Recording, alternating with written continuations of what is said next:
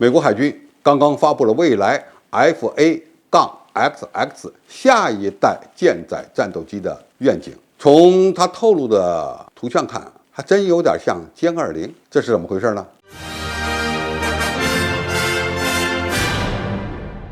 观众朋友，大家好，我是付天少。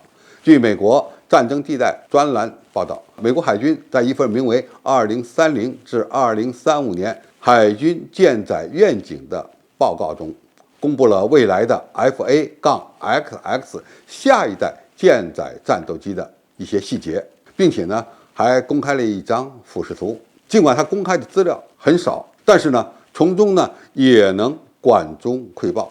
这张图呢显示它采用了一个面积比较大的梯形翼，当然这个梯形翼后缘呢是采用 M 型，也就和现在很多隐身无人机才采用的构型呢比较接近。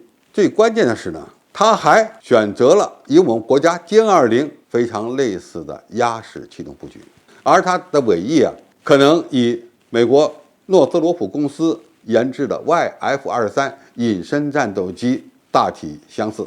那么这款战机计划是在2030年之后研发成功，逐步呢用它来取代现役的 FA-18EF 超级大黄蜂。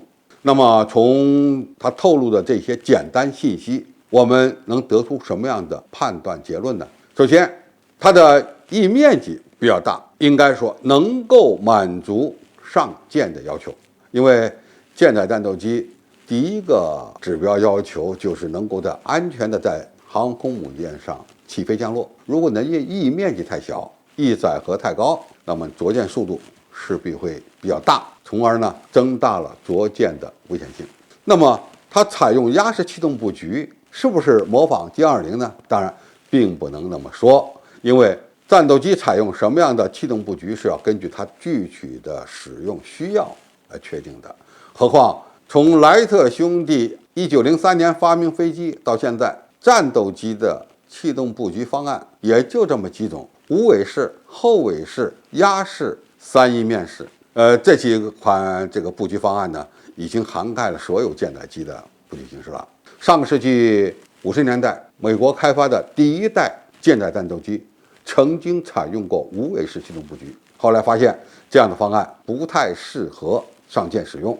特别是采用三角翼的喷气式舰载机，起降速度太大，非常危险。为此呢，他们付出了大量生命和飞机的代价。最终呢，这样的方案呢被取代。被什么取代呢？后尾式气动布局。而从上个世纪50年代到现在，美国大部分的舰载战斗机都采用的是后尾式气动布局。鸭式气动布局，美军的飞机过去呢，应该说是没有采用过的。它不像欧洲国家在研制第3代、第4代战斗机的时候，广泛的采用升力系数比较大、机动性比较好、起降性能相当优秀的鸭式气动布局。美国海军空军和海军陆战队从隐身的这个目标出发呢，往往选择的还是普通的后尾式气动布局。但是在所有的隐身战机中，唯独中国的歼20采用了鸭式气动布局。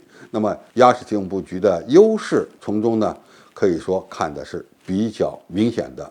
因此在这样的一个情况下，借鉴中国的经验，它把下一代舰载机也改成鸭式气动布局。那么这样的一个思路，应该说还是切实可行的。那么在舰载机上加压翼，它有什么好处呢？其实我们国家的歼15用的就是这样一个方案。歼15来源于歼11，歼11的主翼呢是采用的是边条翼，它是利用边条产生的脱体涡给机翼增升。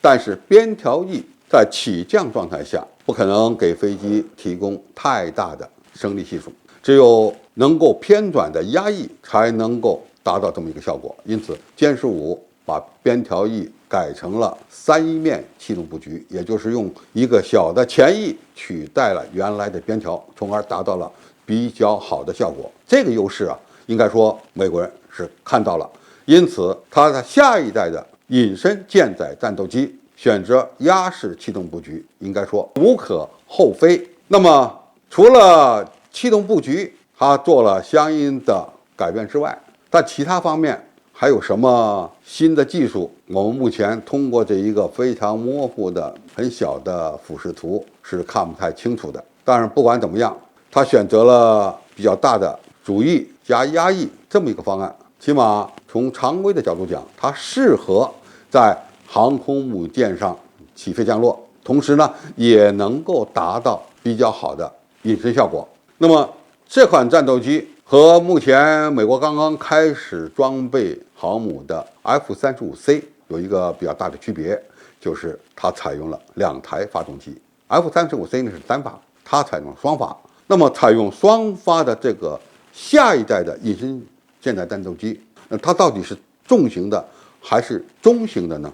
从目前光是看外形，没有尺寸，我们不得而知。但是从发展趋势看，美国未来的舰载战斗机多半还是倾向于中型，因为个头太大了，它会占用很大的甲板面积和机库的空间，不利于增加舰载机，特别舰载战斗机的数量。那么如果它是双发，必然要为这款战斗机研制一种比较先进的中等推力的涡扇发动机。但是从目前美国相关报道来看，这样的发动机目前还没有起步。当然，它现在公布的方案只是初始方案。那么，如果今后它搞的这种变循环的先进发动机研制成功了，并且呢技术成熟了，它会不会从双发方案变身为单发方案呢？这就要看它发动机发展的情况了。如果它能在现有机上能够开发出一款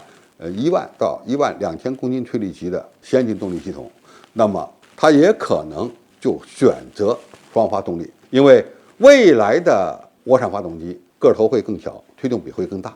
尽管它达到了现在大推力发动机的这个能力，但是尺寸呢有可能会相应的缩小。因此，再怎么搞，这款美国海军未来的隐身舰载战斗机很可能还是中型的，而不是大型的。好，今天的分析就到这里，谢谢大家收看，我们下期再见。